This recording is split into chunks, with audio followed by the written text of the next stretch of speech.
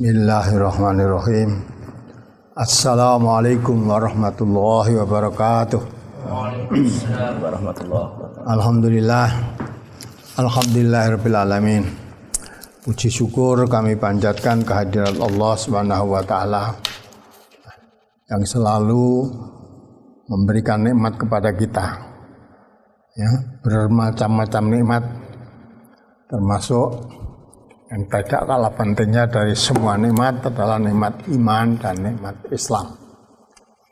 Dengan nikmat iman dan nikmat Islam, maka terdorong hati kita untuk mengkaji tuntunan iman dan tuntunan Islam, yakni dalam agama kita. Agama Allah itu agama Islam. Yang di situ sumbernya ajaran iman dan sumbernya ajaran Islam. Kita berusaha menjadi orang yang beriman yang bersih dari sifat-sifat kemusyrikan dan akan syariat Islam yang bersih dari sifat-sifat bid'ah. Akan kita kaji dalam masalah ini. Pagi hari ini kita ambil sholat berjamaah yang ke-8. Kemarin yang ke-7, sekarang ke-8. Nah, jadi sering kita temui dalam masalah sholat berjamaah ini, baik di masjid-masjid di daerah kita masing-masing, kita melihat kadang-kadang bermacam-macam. Nah, kita berusaha, ya, setiap yang kita lakukan ada dalil yang mendasari, yaitu Al-Quran maupun Sunnah Rasulullah Sallallahu Alaihi Wasallam. Pagi hari ini berkenaan dengan makmum masbuk. Jadi makmum masbuk, makmum yang datangnya terlambat, tidak bersamaan dengan imam yang mengimami makmum tersebut. Kalau terlambat. Nah, dalam menanggapi makmum masbuk ini bermacam-macam. Bagaimana kalau masbuknya keterlambatannya itu sampai kehilangan surat Al-Fatihah? Bagaimana kalau kita hanya mendapat ruku, bagaimana kita hanya mendapat sujud saja? Nah, semuanya ada yang mendasari. Dari dasar-dasar yang kita kemukakan inilah, mari kita ambil mana yang paling kuat, dasar ini yang kemudian kita jadikan pegangan. Oleh sebab itu, karena pagi hari ini materi brosur sudah dibacakan sejak awal sampai akhir, namun demikian barangkali ada hal-hal yang kurang jelas, terutama bagi para peserta kajian pada pagi hari ini, ya, yang tadi bisa menyimak dari awal sampai akhir, atau juga keterangan-keterangan yang kemarin dari brosur yang pertama sampai yang ke-7 kemarin, kalau dibaca-baca di renung-renung masih ada yang kurang jelas, saya beri kesempatan untuk bertanya lebih dahulu. Maka pada kesempatan siang hari ini saya dahulukan, barangkali ada pertanyaan-pertanyaan yang dari brosurnya saya beri kesempatan lebih dahulu sebelum kita membahas selanjutnya. Mari saya beri kesempatan, mungkin ada pertanyaan-pertanyaan dari brosurnya, baik langsung maupun tertulis lewat WA, lewat SMS, atau langsung lewat telepon, saya berikan kesempatan. Ada pertanyaan, Ustaz? Ya. Pada sholat berjamaah, saya memahami untuk mengingatkan imam wanita dengan cara bertepuk tangan. Cara bertepuk tangan dengan menepukkan telapak tangan kanan ke punggung telapak tangan kiri. Apakah ada cara lain untuk bertepuk tangan yang lain dalam hal ini? Ya, kalau kita makin mengkaji, tepuk tangan saja nggak paham. Ya, namanya bertepuk tangan bagaimana? Ya, tepuk tangan itu ya apa itu? Di batinnya epek-epek kanan ditemukan dari kiri. Nah, tepuk tangan. Nah, beginilah, nah, gitu. Bukan gini, bukan tepuk. Kalau ini namanya bukan tepuk. Tepuk itu begini ya. Nah, maka bertepuk tangan begitu. Ya. Tepuk tangan kali aja, jangan seperti tepuk pramuka atau tepuk lihat bola. jagonya menang dan sebagainya, tepuk plek gitu aja udah ya itu. Nanti kalau imamnya belum mungkin kurang keras diulangi lagi gitu lah. Nah, gitu tepuk tangan. Apalagi Dalam sholat berjamaah, sholat janais, apakah perlu adanya sutroh atau boleh rapat antara shaf depan dan shaf di belakangnya? ya, karena sholat janais itu tidak pakai rukuk, tidak pakai sujud, ya, maka rapat ke belakang dan depannya boleh, tidak mengganggu, nanti tidak akan rukuk, tidak akan sujud, semuanya berdiri, ya. Jadi sholat jenazah itu tanpa rukuk, tanpa sujud. Kalau sholat jenazah kok pakai rukuk, pakai sujud, itu jelas belum mengerti belum bisa cara sholat jamaah. Sholat jenazah itu. Jadi sholat jenazah itu tidak pakai rukuk, tidak pakai sujud, tidak membaca tahiyat.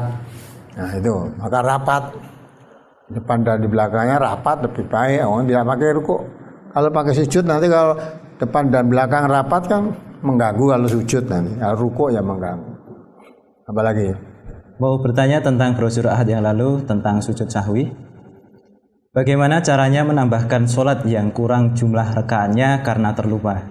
Apakah diawali dengan takbiratul ihram dengan mengangkat kedua tangan, dilanjut dengan membaca doa iftitah lagi atau bagaimana? Sujud sahwi itu ya, kalau tadi kurang rakaatnya ya, langsung aja, misalnya harus 4 baru 3, langsung diri menambah rakaat yang keempat tadi.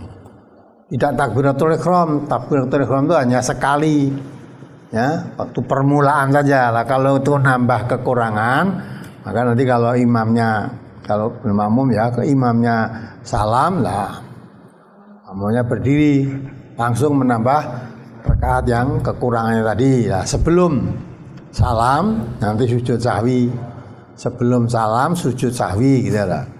Nah, atau sujud sahwi bisa dilakukan sesudah salam. Ya, kekurangannya tadi berapa, disempurnakan dulu kekurangannya sampai salam, telah selesai baru sujud sahwi, kemudian salam lagi. Nah, gitu. Jadi tidak pakai takbiratul ihram, takbir pakai, bukan takbiratul ihram. Takbiratul ihram itu hanya permulaan waktu mau mengerjakan sholat. Ya, sholat itu diawali dengan takbiratul ihram, nanti diakhiri salam. Ya kalau rakaatnya kurang, ya sudah. Waktu ingat tadi kekurangannya berapa, digenapkan dengan baca takbir, bukan takbiratul ihram. Takbir ya. Ya, apalagi? Apabila lupa sujud pada rakaat terakhir hanya 1 kali, kemudian cara menambahnya bagaimana Ustadz? Setelah salam ragu-ragu, tadi sujudnya baru sekali ataukah sudah 2 kali? Apakah langsung sujud saja kemudian sujud sahwi 2 kali terus salam tanpa membaca tasyahud atau bagaimana? Sudah sujud sahwi tidak ada tasyahud ya. Tasyahud itu dikerjakan ketika akan salam. Tasyahud semua sudah selesai. Nah, sesudah tasyahud itu doa juga, Allahumma inni a'udzubika min adzabil qabri wa min adzabin nar sampai selesai. Nah, sebelum salam sujud dulu. Sujud sahwi 2 kali. Harus salam. Ya. Atau kalau itu kekurangan rakaat, ya, tak sadar digenapkan dulu rakaatnya. Ya. Misalnya kurang 1, ya 1 rakaat digenapi sampai selesai salam, baru sujud sahwi terus salam lagi. Jadi sujud sahwi itu bisa dikerjakan sebelum salam atau bisa dikerjakan sesudah salam. Sesudah sujud sahwi nggak ada tahiyat lagi, tasyahud lagi, karena sujud sahwi dikerjakan seketika akan salam. Udah tasyahud, sudah selesai semua itu. Apalagi? Bagaimana bacaan iftitah bagi makmum masbuk? Kalau imamnya membaca jahar, ya, dan bacaannya makmumnya masbuk tadi, imamnya sudah mulai membaca Fatihah, ya makmum masbuk tidak membaca iftitah dan tidak ada tempat, karena begitu takbiratul ihram sudah wajib mendengarkan bacaan imam. Nah, kecuali kalau imamnya bacaannya sir, ya, atau tidak didengar jauh karena ya boleh baca iftitah. Baca iftitah. Kalau tidak mungkin karena imamnya kamu datang makmum masbuk tadi imamnya sudah membaca Fatihah dibaca jahar, jangan tidak usah baca iftitah, langsung mendengarkan bacaan imam. Itu berarti yang kemarin sudah diterangkan ya. Nanti kalau imam mulai membaca, makmum mulai mendengarkan. Kalau imamnya tidak membaca atau bacanya tidak didengar, makmum membaca sendiri gitu lah. Nah, maka kalau makmum masbuk sudah ketinggalan imamnya membaca jahar dan dengar, ya tidak usah baca iftitah, langsung mendengarkan bacaan imam tadi. Ya, mudah-mudahan bisa dipahami. Apalagi apakah boleh wanita hanya sholat di rumah meski mendengar azan? Boleh saja wanita sholat di rumah. Ya, di rumah boleh. Itu tentu sebaik-baik sholat yang jamaah. Kalau di rumah ada jamaah. Nah, itu baik. Jamaah di rumah dengan di masjid tentu lebih baik kalau di masjid kalau memungkinkan. Tapi kalau kemarin pertanyaan beberapa kali kan mau ke masjid nggak ada tempat bagi wanita. Ya, kalau mungkin tidak ada tempat berarti tidak disediakan di masjid itu untuk wanita. Ya, kalau di rumah nggak ada tempat. Apalagi? Mohon dijelaskan bagaimana cara makmum menggantikan imam yang sedang batal? Apakah makmum yang pas berada di belakang imam atau makmum yang di sebelahnya? Jadi makmum yang di sebelahnya juga boleh, ya. Kalau makmumnya jelas, ya, atau makmum yang di belakang persis imam, maka diatur yang di belakang imam. Kalau jamaahnya makmumnya lebih dari satu kan tidak ada yang di samping imam, semua kan di belakangnya imam, ya, belakang. Ambillah yang paling dekat dengan imam, itu yang paling mengerti tentang agama itu. Nah, sehingga sewaktu-waktu imamnya batal, imamnya mundur, makmum yang di belakang imam tadi maju menggantikannya. Tidak ada yang ada di samping, karena sudah kalau makmumnya lebih dari satu, di belakang imam semua letaknya, bukan di samping. Di samping kanan itu kalau makmumnya satu. Kalau makmumnya satu, imamnya ya, makmumnya di belah kanan imam. Nah, kalau di belakangnya berarti lebih dari satu. Maka nanti kalau sudah ada imamnya batal, ya di belakang tadi ganti maju. Apalagi? Jamaah yang ketinggalan setengah dari surat Al-Fatihah sudah dibilangin imam dan sudah dijelaskan berulang-ulang, tetapi tetap tidak mau menambah rakaatnya. Imam salam ikut salam juga. Yang demikian itu bagaimana Ustaz? Ya, semua dikandani bilang kali tidak mau kok. Mantul apa kan? Walaupun diberitahu kamu kurang, Fatihahmu belum genap, ya. Nekat gitu ya, mau apa lagi? Mau dipaksa? Ya sudah. Kalau memang sudah diberitahu kamu kurang rakaatnya, tetap tidak mau nambah rakaat, ya biar saja sudah. Yang penting kita tahu ke suatu kekeliruan salah, ya kita benarkan, kita ingatkan kalau mau. Kalau tidak mau berbudul, ya sudah ditanggung sendiri nanti di hadapan Allah. Maka pentingnya orang mengerti itu pentingnya. Ya, jadi kalau ini ada, loh, tadi datangnya terlambat, imamnya sudah waladhdallin, amin, baru takbiratul ihram. Kok imamnya salam ikut salam ini belum selesai, kurang. Diberitahu nekat, ya sudah biarkan saja. Mau apa lagi wong nekat. Mungkin dia berpendapat bahwa yang penting saya dapat rukuk. Ya, tadi ada pendapat yang bisa mendapat rukuk dah tidak ketinggalan sholat itu, jadi sudah dihitung. Yang ditunggu kalau hanya dapat sujud, ya tidak dapat sujudnya, tidak dapat rukuknya, apalagi Fatihah yang rukuknya aja nggak dapat, itu dia tidak dihitung. Tapi kalau mendapat rukuk, ya, atau yang berpendapat kalau mendapat rukuk sudah dihitung rakaat itu maka dia sudah mendapat rukuk walaupun tidak mendapat Fatihah, dia sudah merasa cukup karena sudah mendapatkan rukuk. Nah, bagi orang yang berpendapat bahwa walaupun kamu sudah mendapat rukuk, tapi kalau tidak mendapat Fatihah pada rakaat itu, berarti rakaat itu kurang. Maka kalau kamu tadi mau masbuk, imamnya sudah membaca surat ya, atau sudah mulai rukuk, ya kamu baru datang, berarti rakaat pertama tadi kurang karena tidak dapat Fatihah. Dalilnya la sholata liman lam yaqra bi Fatihatil kitab, tidak dihitung sholat, termasuk sholat orang yang tidak membaca Al-Fatihah. Nah pada rakaat yang pertama dia takbiratul ihram terus ikut rukuk. Sempat baca Al-Fatihah, berarti rakaat pertama kurang Fatihah. Kurang Fatihah berarti kurang rakaat itu nggak dapat, belum dihitung sholat karena tidak mendapat Fatihah tadi. Nah mestinya imamnya salam, dia menambah kekurangannya tadi. Nah, namun demikian diingatkan tidak menambah, ya sudah biar nanti urusan dia pada Allah nanti. Nah, apalagi mohon penjelasan. Jika sahabat yang rukuk di luar shaf tersebut dihitung masbuk, kenapa Rasulullah Shallallahu Alaihi Wasallam tidak menyuruh sahabat tersebut untuk mengqadha sholatnya yang kurang, Ustaz? Qadha sholat itu memang tidak ada kan, dan orang tadi jelas tidak mengerti. Malah Nabi memberikan gitu kok, memberikan apa itu, membesarkan hatinya. Mudah-mudahan Allah ya menghitung apa atas mujahadahmu, kesungguhanmu itu loh ya, karena dari jalan belum sampai sudah rukuk nanti kan ada, nah maka keluar. Maka Allah Rasulullah mengatakan mudah-mudahan kamu mendapat apa kebaikan jalan, tapi nasihat selanjutnya hal itu jangan kamu ulangi lagi gitu loh.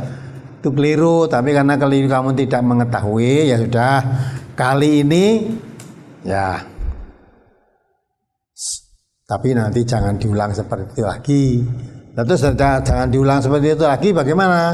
Itu Nabi Hurairah qala Rasulullah SAW, idza jaa ahadukum sholat fala yarka duna shaf hatta ya'khudha makanahu minas sofi. Nah ini, jadi seperti itu jangan diulang. Nanti kalau kamu mendapatkan, maka apabila seorang di antara kalian datang untuk sholat, maka janganlah rukuk di luar sof, sehingga ia berada pada tempatnya. Artinya kalau mau rukuk itu masuk dalam sof dulu, lah baru ya rukuk. Jangan rukuk di luar sof terus kamu jalan menuju ke sof sambil rukuk.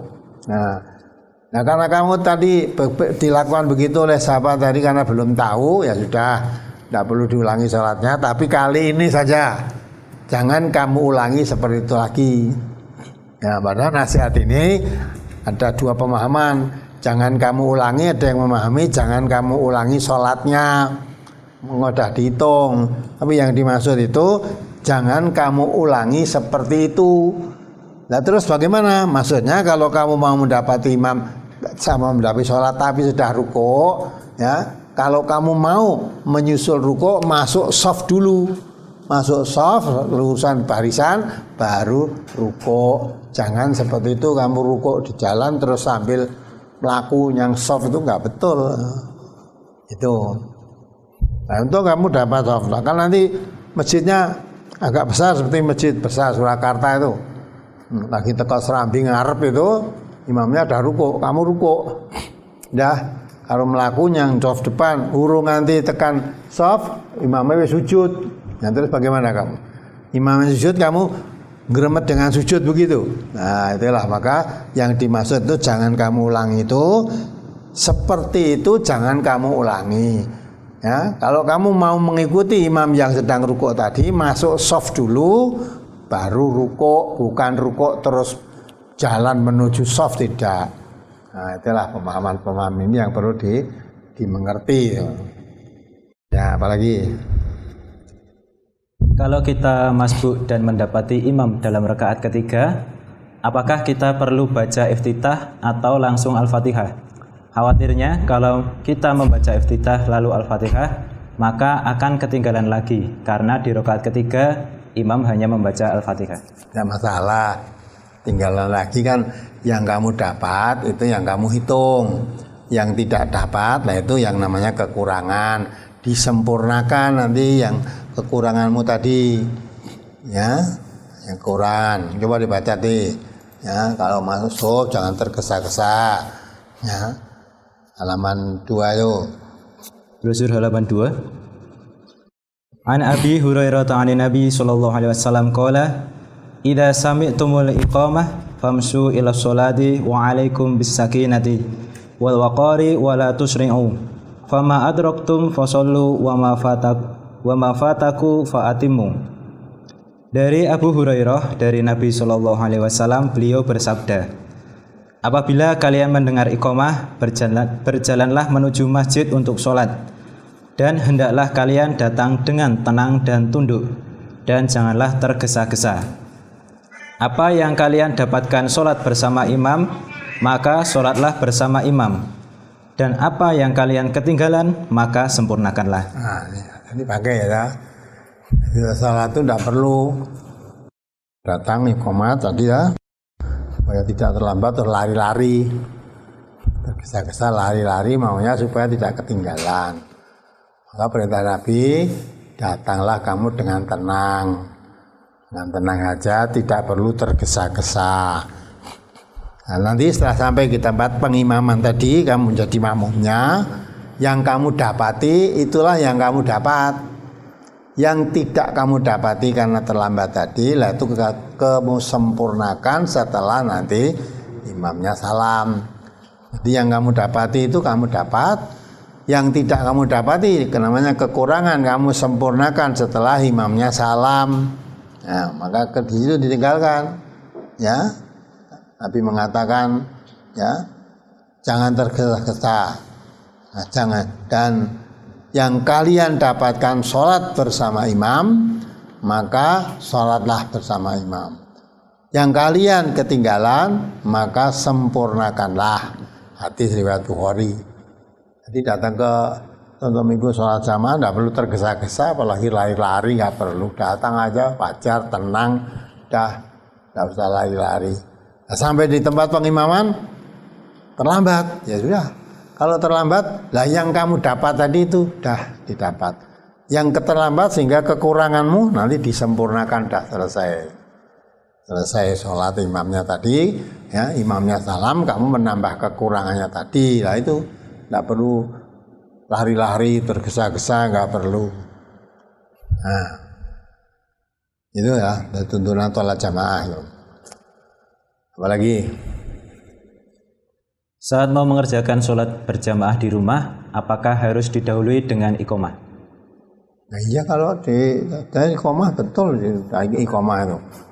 Ya, di rumah kalau mulai iqamah itu sunnah kan, iqamah. Karena ada sholat juga dimulai supaya diatur, ya, menempatkan diri. Sudah mulai iqamah, makmumnya supaya menempatkan diri di tempat-tempatnya, ya, softnya diluruskan, dirapatkan, nah baru itu nanti sholat. Iqamah perlu, iqamah itu tanda untuk dimulainya sholat. Kalau di rumah tidak perlu adzan, nggak apa-apa kalau memang yang dipanggil hanya orang dalam rumah itu. Karena adzan itu untuk memanggil orang sholat lah, yang dipanggil udah di situ semua.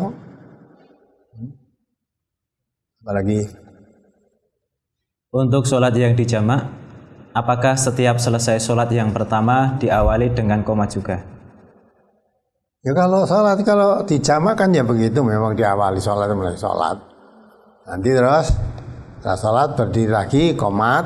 Nah, untuk bertali sholat yang dijamak yang kedua tadi. Samping itu memang untuk memisahkan antara sholat yang pertama yang kedua tadi dah ya, diselani dengan iqamat, berarti dah masuk ini sama sholat yang kedua, yang duhur dan asar. Selesai duhur iqamat. Nah, iqamat tadi untuk persiapan melakukan sholat jamaah asar tadi. Iqamat tidak perlu adzan, dah iqamat saja cukup.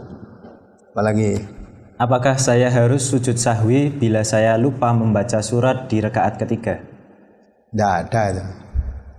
Baca surat di rakaat ketiga tidak ada kalau sujud sahwi. Sujud sahwi itu dibaca kalau ada kekurangan rukun sholat, kurang rakaat, kelebihan rakaat, kurangan sujud atau kelebihan sujud. Nah, itulah kalau kekurangan surat tadi enggak ada. Apalagi?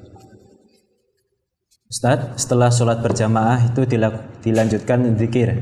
Bolehkah zikir setelah sholat berjamaah di masjid, zikirnya dilakukan di rumah agar bisa menjaga jarak di masa pandemi COVID ini? Bisa, nggak ada. Loh kenapa?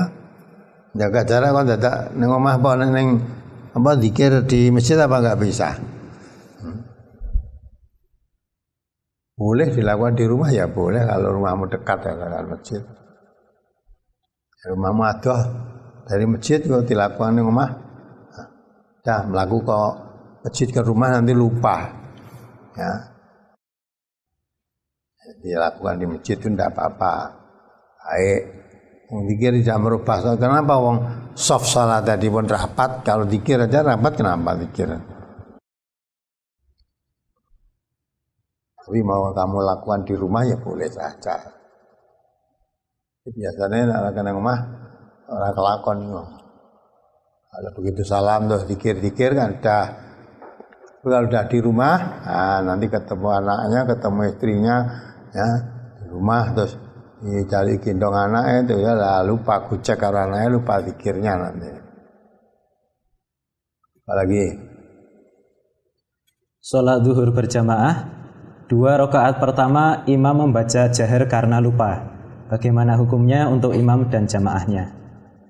Gimana tak? Saat sholat zuhur, imamnya membaca jahar di rakaat 1 dan 2 karena lupa. Bagaimana hukumnya? Gak apa-apa, mau lupa. Makmumnya kan enak aja tuh. Oh imamnya baca jahar ya makmumnya tinggal ngerungokke kan gitu kan. Kalau nanti imamnya membaca sir, ya makmumnya baca sendiri udah. Ini baca jahar kalau lupa nanti kalau udah ingat kan mandek sendiri.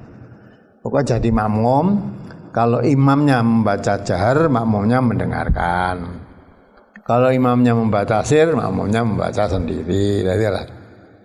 Misalnya salat maghrib apa wajib baca jahar? Enggak wajib itu membaca sir ya boleh kok. Nah, imamnya membaca sir, makmumnya tinggal membaca sendiri. Ya, maka sebaiknya kalau salat berjamaah itu rasa nunggu imam. Ya.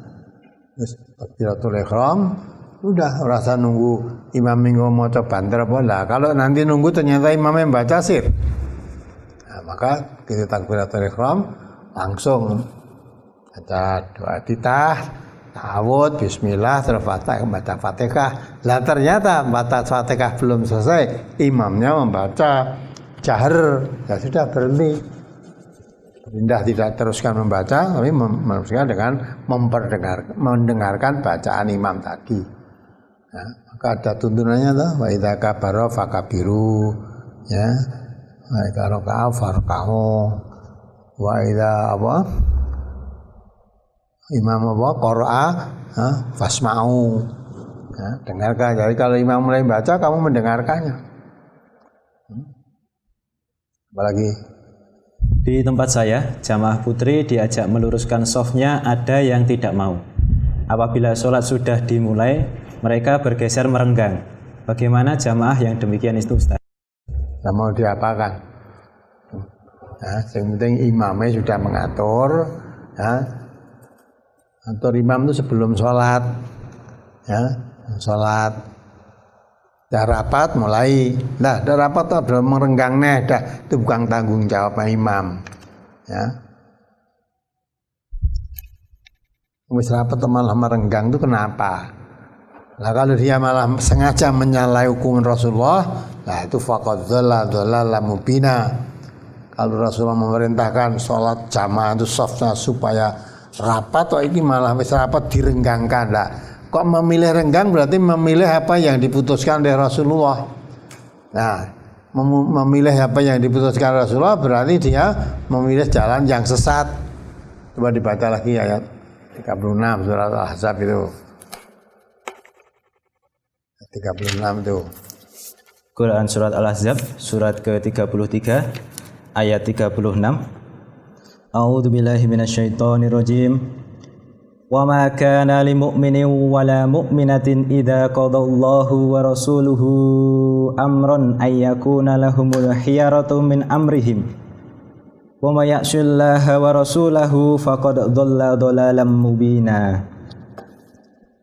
Dan tidaklah pantas bagi laki-laki yang mukmin dan perempuan yang mukmin apabila Allah dan Rasul-Nya telah menetapkan suatu ketetapan akan ada pilihan yang lain bagi mereka tentang urusan mereka. Dan barang siapa mendurhakai Allah dan Rasul-Nya, maka sungguh dia telah tersesat dengan kesesatan yang nyata. Nah, coba perhatikan betul surat Al-Ahzab 36 tuh. Nah, kalau orang mukmin baik laki-laki maupun perempuan, kalau Allah atau Rasulullah sudah membuat ketetapan, tidak ada pilihan lain.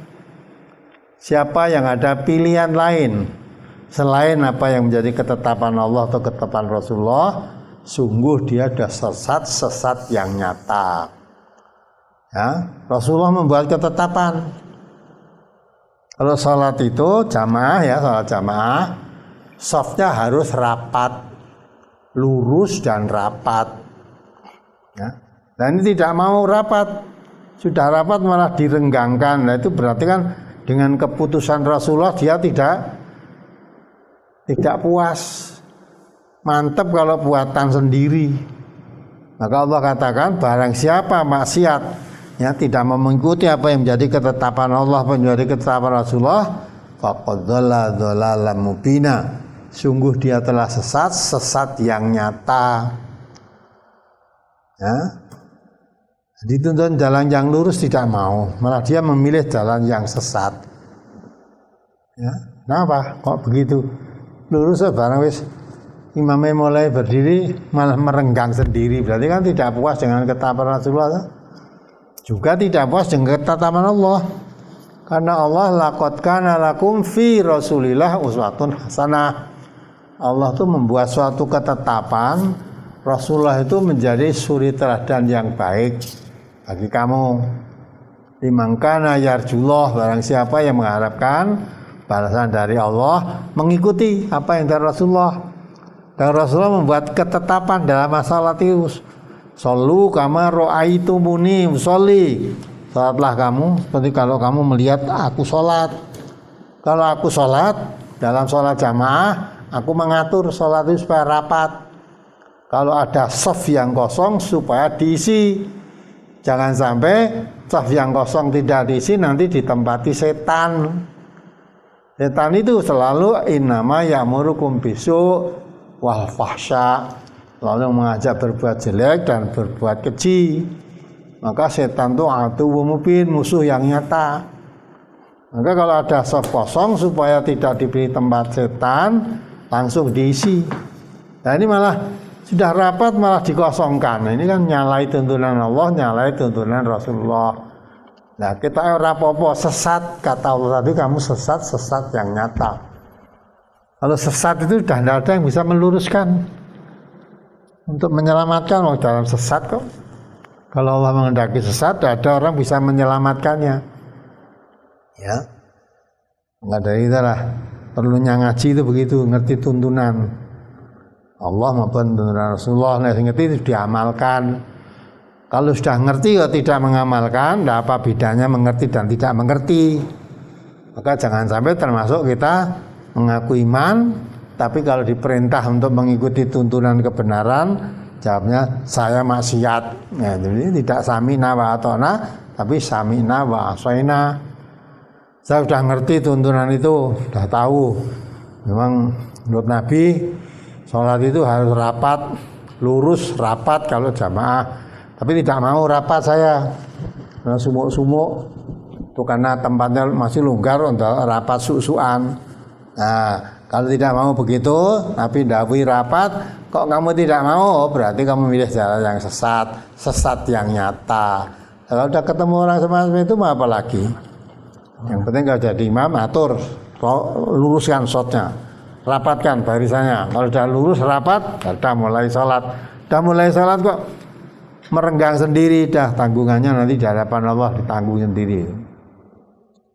Apalagi Mohon penjelasan hadis yang diriwayatkan oleh Baihaqi juz 2 halaman 90. Barang siapa mendapati imam sedang rukuk sebelum mengangkat kepalanya, berarti ia telah mendapatkan rakaat itu. Mohon tahu sahihnya Ustaz.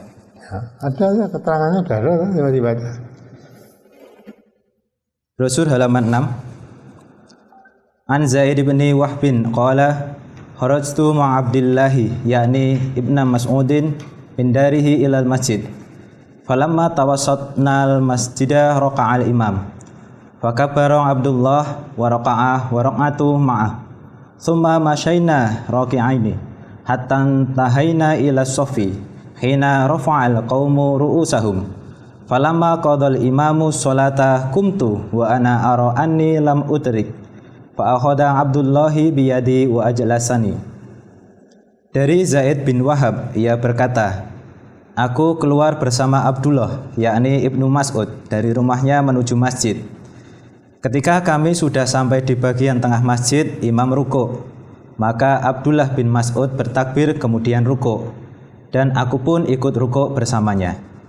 Kemudian kami berjalan sambil rukuk sehingga sampai ke dalam shaf ketika orang-orang sudah mengangkat kepala mereka.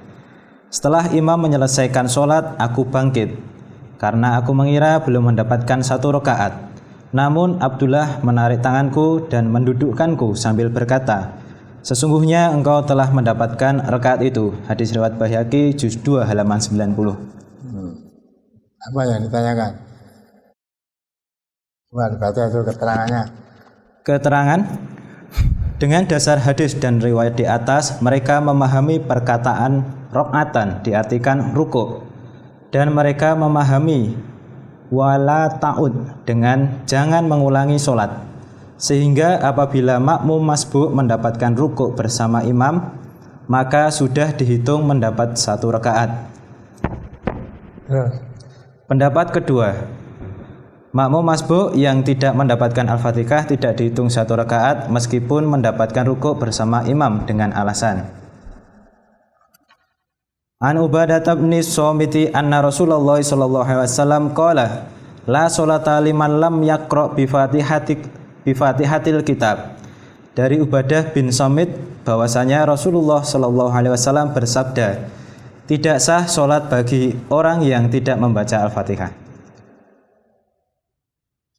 Terus An Ubadah bin Somiti anna Rasulullah sallallahu alaihi wasallam qala la sholata liman lam yaqra bi ummil Qur'an. Dari Ubadah bin Somit bahwasanya Rasulullah sallallahu alaihi wasallam bersabda, tidak sah sholat bagi orang yang tidak membaca Ummul Quran, yakni Al-Fatihah. Hadis riwayat Muslim juz 1 halaman 295 nomor 36. An Abi Hurairah anin Nabi sallallahu alaihi wasallam qala, idza sami'tumul iqamata famsu ila sholati wa alaikum bis sakinati wal waqari wa la tusri'u. Fama adraktum fasallu wa ma fataku faatimmu. Dari Abu Hurairah dari Nabi sallallahu alaihi wasallam, beliau bersabda, apabila kalian mendengar iqamah, berjalanlah menuju masjid untuk sholat, dan hendaklah kalian datang dengan tenang dan tunduk, dan janganlah tergesa-gesa. Apa yang kalian dapati sholat bersama imam, maka sholatlah bersama imam, dan apa yang kalian ketinggalan, maka sempurnakanlah. Hadis riwayat Bukhari juz 1 halaman 156. Keterangan, berdasarkan hadis-hadis di atas, mereka memahami bahwa makmum masbuk yang mendapatkan rukuk bersama imam belum dihitung 1 rakaat karena tidak mendapatkan Al-Fatihah. Sedangkan Al-Fatihah adalah salah satu rukun sholat. Artinya, kalau rukun tidak dikerjakan, maka sholatnya tidak sah. Apabila makmum masbuk mengalami yang demikian itu, maka ketika imam salam, ia tidak ikut salam, tetapi setelah imam salam, ia bangkit untuk menyempurnakan rakaat yang kurang tadi. Apalagi yang kurang jelas? Yang kurang jelas apa? Ada yang berpendapat kalau orang sudah mendapat rukuk, maka sudah mendapat sholat itu. Dan keterangan bawah tadi kan Rokatan itu bisa diartikan ruku, bisa diartikan rekaat, ya. Rokatan bisa diartikan ruku kalau ada korinah. Nah, kalau sebab-sebab yang membawa arti itu, kalau tidak ada sebab yang membawa ke arah itu, ya tidak boleh. Rakaat itu artinya rekaat. Ya. Maka kalau siapa mendapat rakaat, nah tadi sudah dihitung sholat itu. Coba penjelasan berikutnya ini dibaca. Penjelasan 1. Dalam hal ini kami sependapat dengan pendapat kedua dengan alasan sebagaimana di atas. 2. Adapun hadis man adraka ra'ata faqad adraka shalah itu memang benar. Tetapi arti ar-ra'ata di situ adalah rakaat bukan ruku. Maksud hadis tersebut begini. Barang siapa yang sholat duhur mendapati 1 rakaat lalu terdengar azan asar, maka orang tersebut masih terhitung sholat pada waktunya. Begitu pula kalau seseorang sholat asar mendapat 1 rakaat lalu terdengar adzan maghrib, berarti orang tersebut terhitung sholat asar masih dalam waktunya. Hal ini sesuai dengan hadis berikut ini. An Abi Hurairah anna Rasulullah sallallahu alaihi wasallam qala man adraka ra'atan minas subhi qabla an tatlu'as syamsu faqad adraka subha. Wa man adraka ra'atan minal asri qabla an taghrubas syamsu faqad adrakal asra. Dari Abu Hurairah bahwasanya Rasulullah Shallallahu alaihi wasallam bersabda, barang siapa mendapatkan 1 rakaat dalam sholat subuh sebelum matahari terbit, maka berarti dia telah mendapatkan sholat subuh itu keseluruhannya. Dan barang siapa mendapatkan 1 rakaat dari sholat asar sebelum matahari terbenar, maka berarti dia telah mendapatkan sholat asar itu keseluruhannya. Hadis riwayat Muslim juz 1 halaman 424 nomor 163. Rakaat itu artinya rakaat bukan ruko, ya. Kecuali kalau ada korinah lain, ada sebab lain yang mengarahkan arti rakaat itu ruko. Kalau tidak ada berarti rakaat itu artinya rakaat. Nah, maka kalau artinya rakaat, siapa yang sholat ya dapat 1 rakaat terus masuk waktu sholat berikutnya, berarti dia sudah termasuk sholat dalam waktunya. Ya, ada sholat maghrib dan sholat asar, baru dapat 1 rakaat sudah terdengar adzan maghrib. Apa terus tidak diteruskan asarnya? Teruskan, baru dapat rakaat tadi adzan maghrib, sudah dihitung sholat pada waktunya. Ya waktunya. Jadi udah kok terus asar baru 1 rakaat adzan maghrib itu harus sholat asar. Nah, ini udah maghrib. Hadis ini walaupun hanya dapat 1 rakaat, tapi kamu sudah dihitung sholat pada waktunya. Maka sholat asarnya diteruskan, tidak terus mandek pedot terus sholat maghrib, berarti asarnya ditinggal. Itu maksudnya. Ya, jadi rakaat itu artinya rakaat. Kecuali ada korinah lain yang menuntun ke arah ruko lah baru. Ya, nah, ruko ini coba dilanjutkan dulu. 3. Memang rok'ah bisa berarti ruku kalau ada korinah yang membawa kepada arti tersebut. Seperti hadis di bawah ini. An Abi Hurairah qala kana Rasulullah sallallahu alaihi wasallam idza qama ila sholati yukabbiru hina yaqumu thumma yukabbiru hina yarka'u thumma yaqulu sami Allahu liman hamidah hina yarfa'u sulbahu minar raq'ati thumma yaqulu wa huwa qa'imun rabbana lakal hamdu thumma yukabbiru hina yahwi sajidan. Dari Abu Hurairah ia berkata, adalah Rasulullah Shallallahu Alaihi Wasallam apabila berdiri sholat, beliau bertakbir ketika berdiri, kemudian bertakbir ketika ruku, kemudian membaca Sami Allahu liman hamidah ketika mengangkat tulang belakangnya, yakni ketika bangkit dari ruku, kemudian membaca Rabbana lakal hamdu dalam keadaan berdiri, kemudian beliau bertakbir ketika menunduk sujud. Hadis riwayat Ahmad juz 3 halaman 470 nomor 9858. Terus An Aisyata anna Nabiyya sallallahu alaihi wasallam jahara fi sholatil khusufi bi qiraatihi fa shalla arba'a raka'atin fi raka'ataini wa arba'a sajadatin. Dari Aisyah bahwasanya Nabi sallallahu alaihi wasallam membaca jahar dalam sholat gerhana dan beliau sholat dengan 4 kali ruku' dan 4 kali sujud dalam 2 rakaat. Hadis riwayat Muslim juz 2. Nah, ini Wakatin diartikan ruko kalau ada sebab yang menuntun ke arah itu. Bab sholat khusuf, sholat gerhana itu hanya 2 rakaat. Maka dalam ini ya Ana Aisyata inna Nabiya sallallahu jahara fi sholati khusuf bi qiraatihi ya. Setelah melakukan sholat khusuf dan qiraatnya fa shalla arba'a rakaatin. Nah, ini diartikan ruko ini ya. Maka sholat arba'a rakaatin 4 kali ruko. 4 kali ruko. Bukan 4 rakaat. Sholat khusuf itu 2 rakaat, tapi 4 kali ruko. Ya, maka arba'a rakaatin fi rakaataini. Ya, 4 kali ruko dalam sholat 2 rakaat.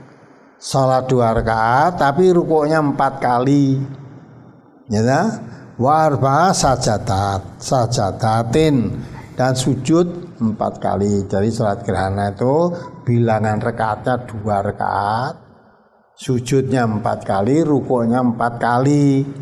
Itu malah ke sana ya. Jadi kok arba'a rakaatin diartikan rakaat dan nanti jadi sholat khusuf itu 4 rakaat. Nah, padahal kelanjutan hadis itu fi rakaataini wa arba'a sajadatin dalam 2 rakaat sholat. 2 rakaat sholat itu rukuknya 4 kali. Nah, berdiri, kok itu terus berdiri lagi membaca lagi baru rukuk. 1 rakaat itu 2 kali rukuk. Ya, umumnya sholat kan rukuk cuma 1 kali. Ini 2 kali, 1 rakaat 2 kali ruko. Maka kalau 2 rakaat 4 kali ruko, ini sholat khusuf, sholat gerhana matahari atau gerhana bulan sama. Nah, itu berarti kalau diartikan ruko di situ memang ada korinah, ada yang menyebabkan untuk diartikannya ruko. Ya. Tapi dari boleh dikatakan rakaat itu bisa berarti ruko, bisa berarti rakaat. Tinggal konteks yang membawanya ke arah ruko ya, artinya ruko kalau bawa ke rakaat ya rakaat. Nah, kalau ini tadi ya dari Aisyah tadi ya jahara fi sholatil khusuf, sholat khusuf ya bi qiraatihi fa shalla arba'a rakaatin. Nah, maka sholat 4 ruko ya, arba'a rakaatin fi rakaataini dalam 2 rakaat. 4 rakaat ruko dalam 2 rakaat ya, wa arba'a sajadatin dan 4 kali sujud. Di sholat gerhana itu 2 rakaat tapi rukonya 4 kali, sujudnya 4 kali, rakaatnya hanya 2 rakaat. Nah, gitu ya, kalian dipahami ya. Nah, itu maka kalau baca keterangannya dibaca sekali. Ya, kalau itu diartikan rakaat ruku ya diartikan rakaat tidak tepat karena memang konteks bahasanya itu tidak mengarah kepada arti rakaat, arti ruku yang tepat. Jadi ibaratnya satu kata tapi mempunyai banyak arti. Nah, arti itu tinggal disesuaikan dengan konteks bahasanya tadi. Kalau semuanya diartikan rakaat kan tidak cocok, ya kan?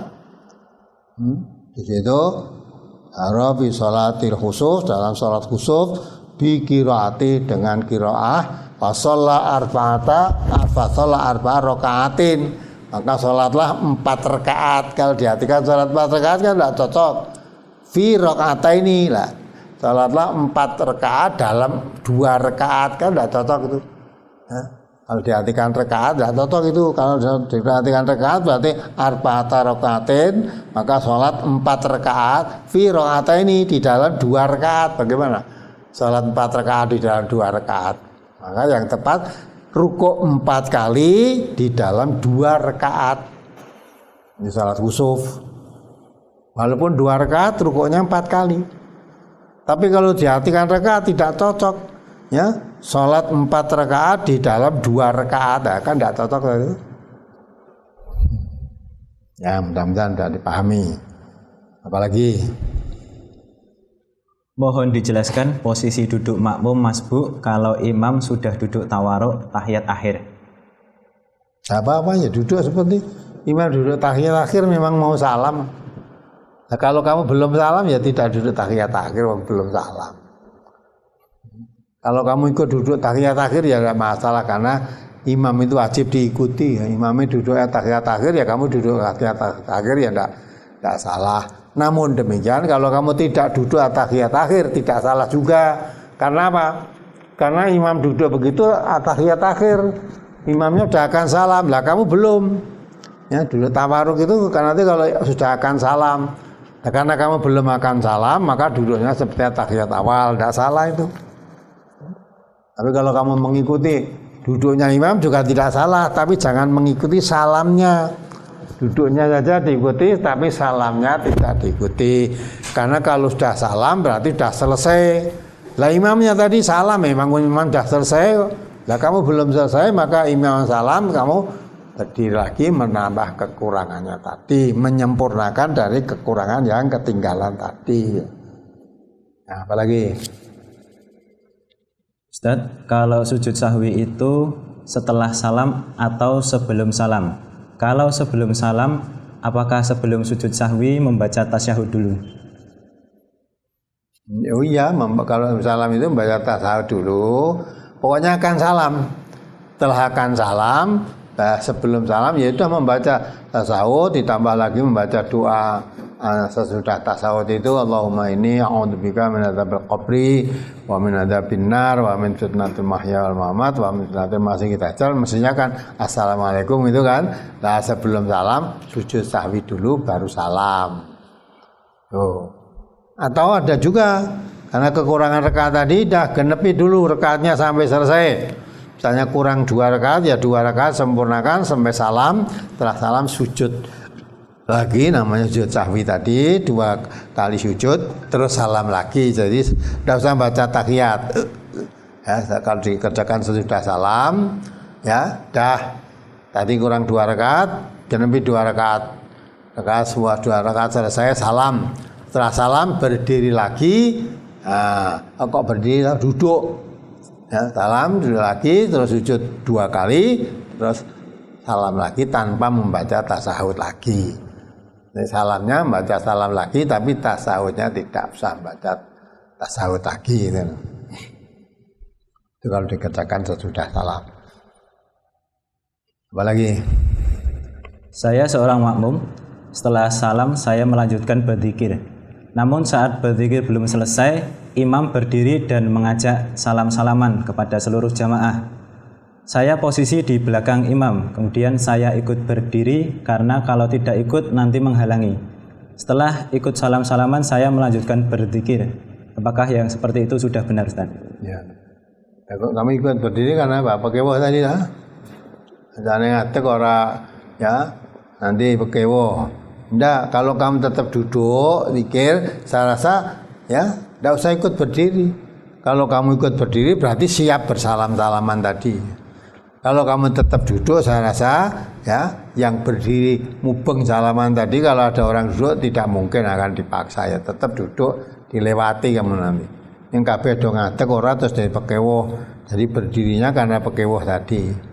Ya, karena sholat itu nggak ada pekewoh dengan manusia kan sudah diikrarkan inna sholati wa nusuki wa mahyaya wa mamati lillah. Dah tuntunan yang ada setelah salam ada tuntunan zikir.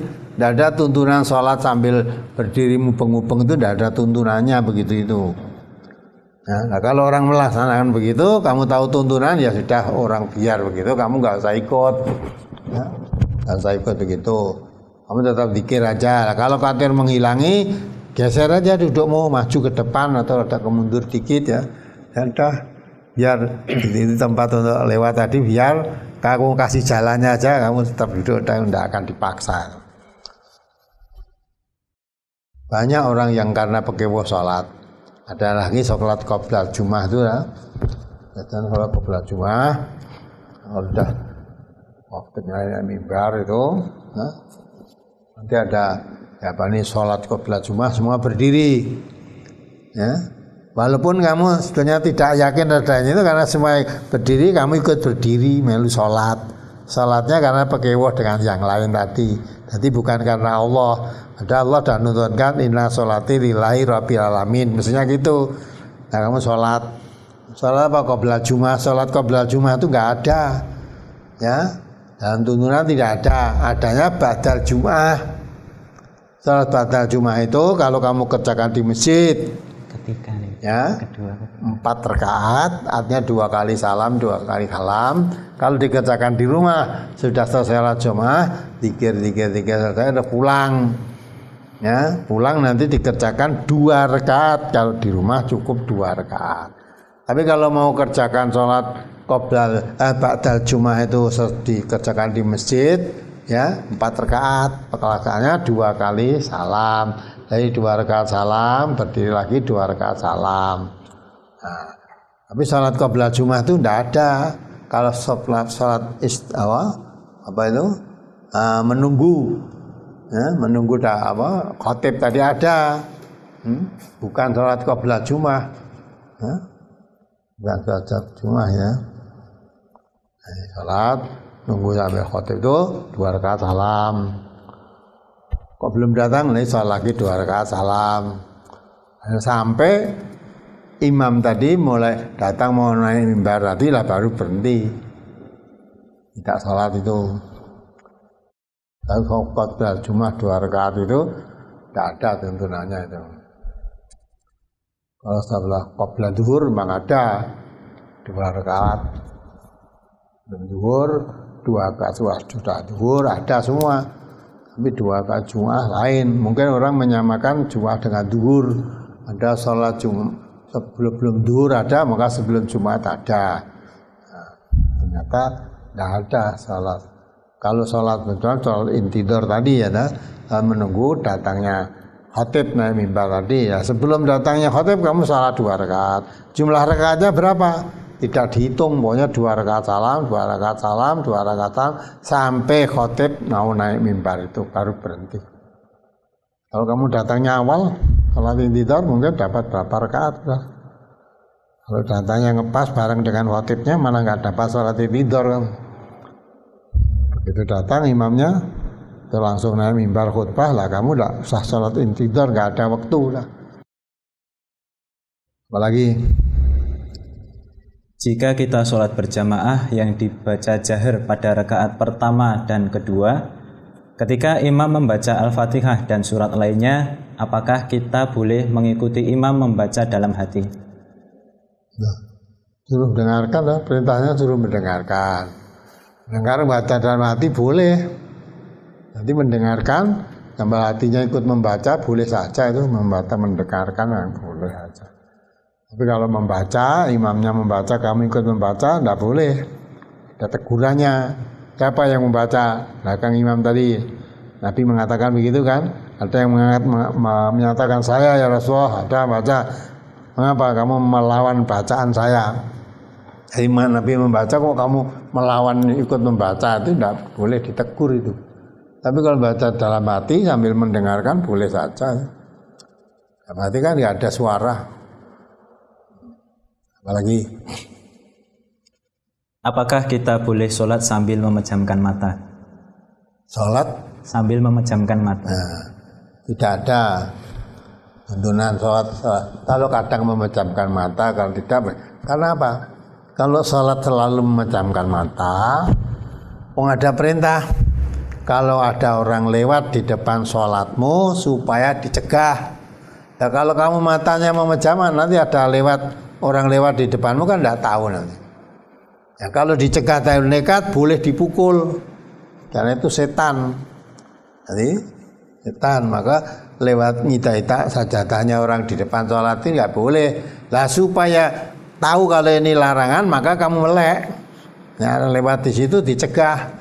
Kalau dicegah pengelewat itu kok nekat boleh dipukul gitu lah. Nah kalau kamu memejamkan mata, melem terus. Nah, lewat kan ada setan lewat, kamu ya tidak tahu. Makanya tuh ya kadang memejamkan, kadang tidak, terlalu memejamkan mata terus, nanti ada setan lewat nggak itu kamu. Apalagi dalam sholat yang bacaannya sir, saya belum selesai membaca Al-Fatihah, tetapi imamnya sudah selesai ruku. Apakah kita ikut lanjut berjamaah atau mutus dari jamaah? Ya, kalau kamu lanjut berjamaah tapi kekurangan Al-Fatihah tadi berarti kurang. Ya, nanti kalau imamnya salam, kamu menambah kekurangannya tadi. Ya, kalau Fatihahnya kurang, berarti kurang. Rakaat yang tidak mendapat Fatihah tadi tidak dihitung rakaat. Maka berapa rakaat yang kamu tidak mendapat Fatihah tadi? Kalau cuma 2, ya berarti 2. Nanti imamnya salam, kamu menambah 2 rakaat lagi. Kalau yang tidak mendapat Fatihah tadi hanya 1 rakaat, ya tambah lagi 1. Artinya rakaat yang belum dapat Al-Fatihah itu tidak dihitung 1 rakaat.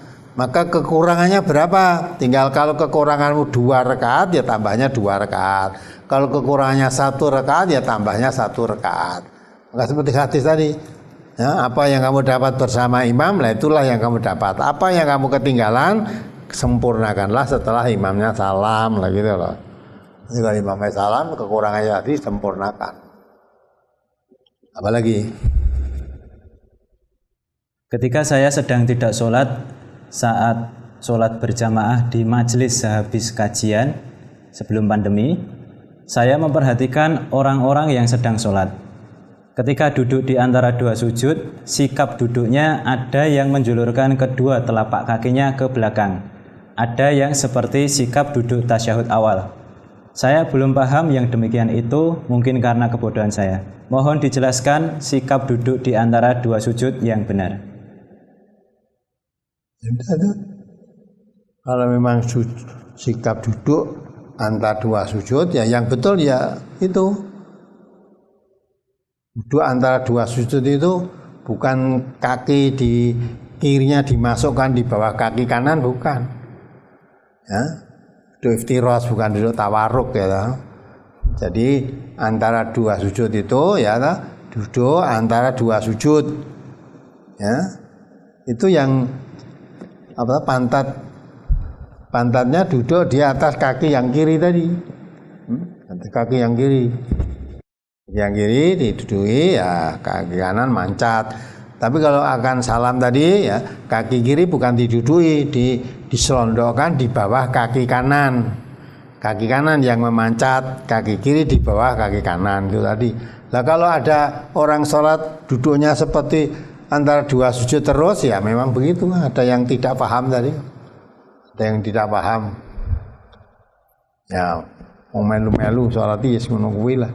Ada duduk tahiyat, kalau sholatnya hanya 2 rakaat, duduknya seperti duduk antara 2 sujud terus. Ya, nanti kalau duduknya, kalau sholatnya 3 rakaat atau 4 rakaat, baru duduk antara tahiyat akhir tadi. Kalau hanya 2 rakaat, sholat sunnah, sholat subuh dan sholat Jumat, pokoknya kalau 2 rakaat duduknya seperti duduk antara 2 sujud tadi. Ada yang seperti itu. Maka tidak usah kita ikut-ikutan. Yang kamu ketahui aja yang mana, gitu ya. Mawal balataku ma laisa laka bi ilmun. Ya. Jangan kamu melakukan suatu ibadah yang kamu belum tahu ilmunya. Ya kamu lihat kok sholatnya macam-macam. Ada yang kakinya disondokkan di bawah kaki kanan, ada yang di tempat duduknya. Jadi yang benar yang mana lah? Yang kamu ketahui berdasarkan ilmu dalam mengaji ini yang mana? Tidak hanya ikut-ikutan. Ya. Kalau hanya ikut-ikutan orang kadang bingung. Ya. Ada kok sholat tanpa sedekap, ya ada kok.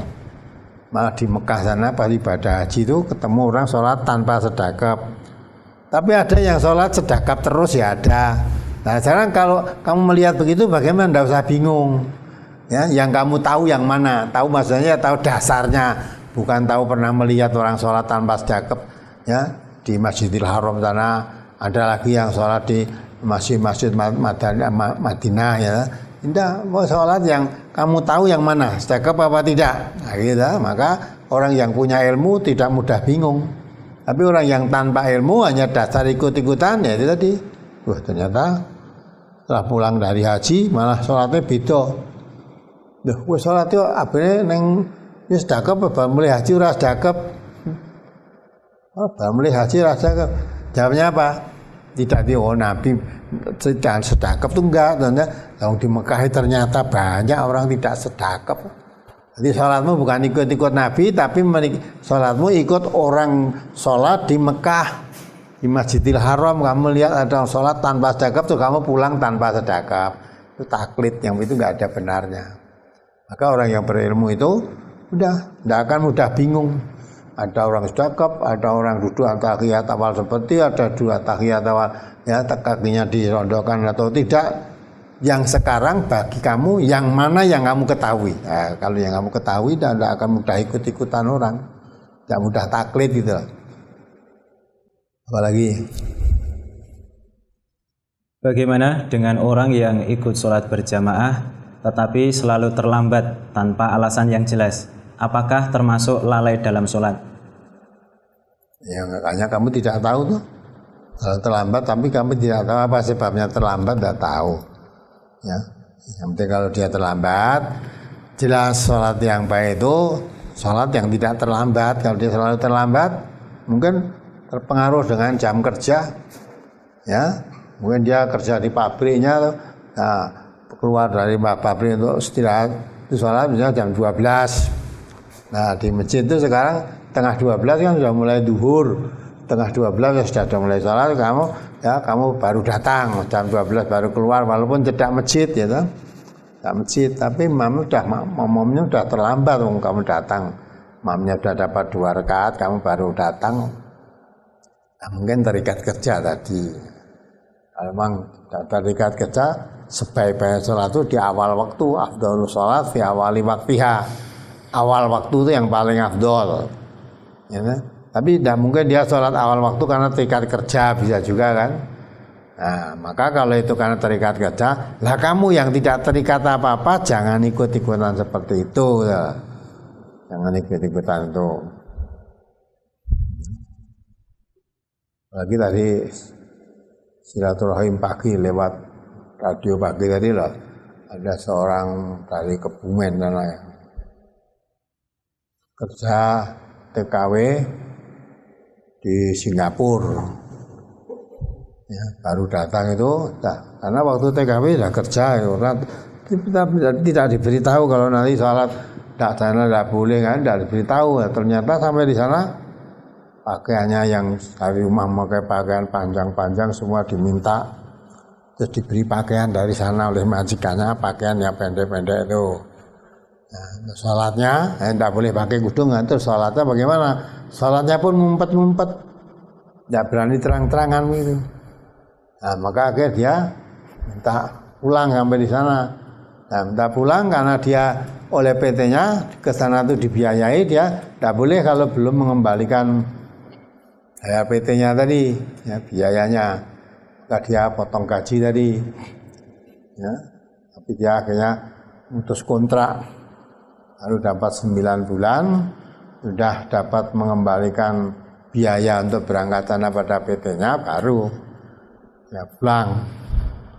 Pulang itu pun alasan bermacam-macam untuk bisa pulang gitu dia. Nah itulah akhirnya hikmahnya setelah di sana, waktu di Singapura udah sering ikut apa itu lewat HP streaming radio MTA. Setelah dia mendengar itu dia nangis kepingin terpulang, tapi karena harus membayar ongkos perjalanan tadi ya sudah bisa mengumpulkan sanggup dulu, setelah 9 bulan baru bisa pulang.